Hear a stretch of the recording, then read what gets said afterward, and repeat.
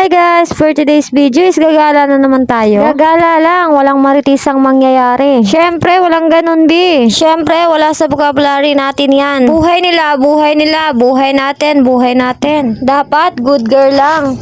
Huy, ano, naghihirap ka na? Alam mo namang maputik, nagsandals ka pa, tignan lang natin. Tanggal ang takong mo pagkatapos niyan. Uy, Char, panindigan mo, ginusto mo yan eh. Sa laag na to, hindi pwedeng hindi kasama yung anak ko. Excited pa yung anak ko kasi kaklase niya yung pupuntahan namin. Nauna pa talaga siya, feel at home. Actually, meron na talagang nauna sa aming mga mami. At ako, sumunod lang ako dahil uminom muna ako ng gamot. Dahil, masakiton tayo mga mi. Dahil nagpasakit-sakit ka, hala, inom muna, pagaling later, Char. Hindi ko na talaga pinatagal, pumasok na ako agad-agad, Char. At nung pagpasok ko, dumaretso ako sa kusina, nakita ko si Tina. Sana all pretty kayo ang magluto.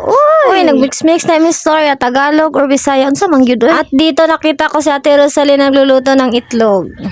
Pagkatapos ng itlog, syempre isusunod na natin yung manok, B. Syempre yung magluluto si Tina, B. Hindi tayo marunong magluto, B. Kaya hanggang tingin na lang tayo dito. Dito nga part, gimekos-mekos na yan eh, Tina. At habang nagluluto si Tina, kami dito sa tabi-tabi, tamang asaran lang. Syempre, walang pakialamanan, buhay namin to, kaya amin to. Huy, nakikinood ka na lang, walang pakialamanan. Huy, wag kang magagalit, joke-joke lang to. Syempre, at nung naluto na, kumain na agad, ano pang hinihintay? Kub-kub agad, wag nang patagalin, B. At nung pagkatapos namin kumain, B, nagkantahan na lang kami, kaya hanggang dito na lang. Bye.